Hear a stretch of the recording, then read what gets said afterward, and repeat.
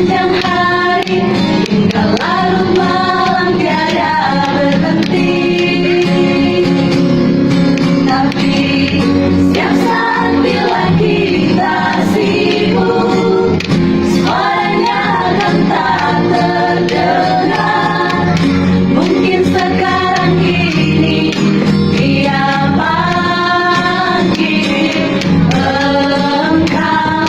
Sisihkan sedikit waktu untuk dengar seruku.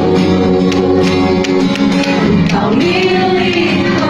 Sisihkan sedikit waktu untuk dengar seruku.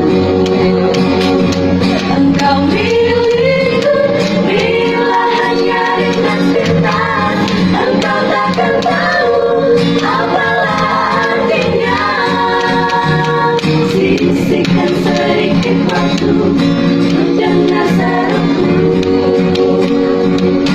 Engkau milikku, kau milikku.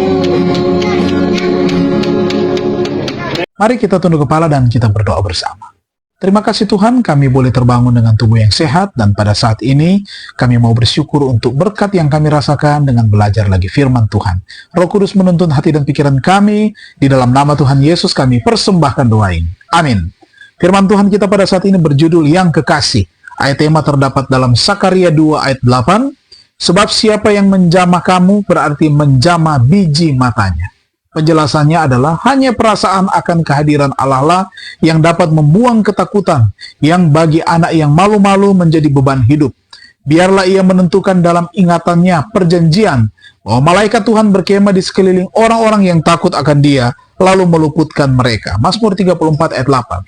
Nah, biarlah ia membaca cerita yang mengagumkan mengenai Elisa di kota pegunungan, dan antara dia dan pasukan musuh yang bersenjata, dan bala tentara malaikat surgawi yang maha hebat yang mengelilinginya. Biarlah dia membaca bagaimana kepada Petrus yang berada di dalam penjara, diancam hukuman mati, malaikat Tuhan muncul melewati para penjaga yang bersenjata. Pintu-pintu yang terkunci dan gerbang besi besar dengan jerendal dan penghalangnya. Malaikat-malaikat penuntun hambanya dengan selamat. Biarlah dia membaca mengenai pemandangan di atas laut ketika angin ribut mengempas serdadu-serdadu dan para pelaut yang letih bekerja dan berjaga dan lama tidak makan. Paulus yang tertawan, yang dalam perjalanan menuju pengadilan dan pelaksanaan hukuman, mengucapkan kata-kata yang agung, yang memberikan semangat dan juga pengharapan, supaya kamu tetap bertabah hati, sebab tidak seorang pun di antara kamu yang akan binasa, karena tadi malam seorang malaikat dari Allah, yaitu dari Allah dan aku sembah sebagai miliknya, berdiri di sisiku, dan ia berkata, jangan takut Paulus, engkau harus menghadap Kaisar, dan sesungguhnya oleh karunia Allah, maka semua orang yang ada bersama-sama dengan engkau di kapal ini akan selamat karena engkau. Perkara-perkara ini tidak dituliskan semata-mata supaya kita dapat membaca dan mengaguminya, tetapi supaya iman yang sama yang bekerja pada hamba-hamba Allah dulu kala dapat bekerja dalam diri kita, dengan cara yang tidak kurang daripada cara yang telah dikerjakannya dulu. Nah, demikianlah ia akan bekerja sekarang, di mana saja terdapat hati yang beriman yang akan menjadi saluran kuasanya. Biarlah sikap tidak percaya pada diri sendiri, yang rasa bergantung pada diri sendirinya, kurang menuntun mereka menghindarkan diri dari keluh kesah dan tanggung jawab. Diajar supaya bersandar pada Allah.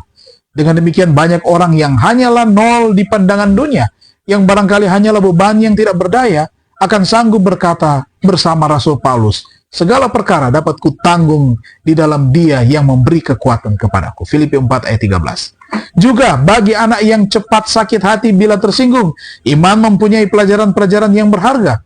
Sifat untuk menolak kejahatan atau melawan yang salah sering terdorong oleh rasa keadilan dan roh yang giat dan bersemangat. Nah, biarlah anak yang demikian diajar bahwa Allah lah penjaga kebenaran yang kekal. Dengan lembut ia memelihara makhluk-makhluk yang sangat dikasihinya, sehingga memberikan anaknya yang kekasih untuk menyelamatkan mereka. Ia akan mengadakan perhitungan dengan setiap orang yang berbuat salah. Mari kita renungkan lebih dalam.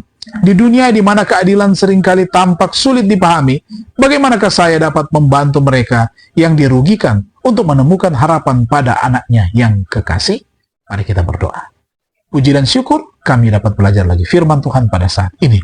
Dan puji dan syukur untuk segala berkat, Tuhan tetap menjaga melindungi kami hingga saat ini. Kami yakin dan percaya di hari yang baru ini juga pertolongan Tuhan, penyertaan Tuhan yang sama akan menjadi bagian kami semua yang sudah beribadah bersama-sama. Di dalam nama Tuhan Yesus, kami persembahkan doa ini. Amin. Tuhan Yesus memberkati kita semua.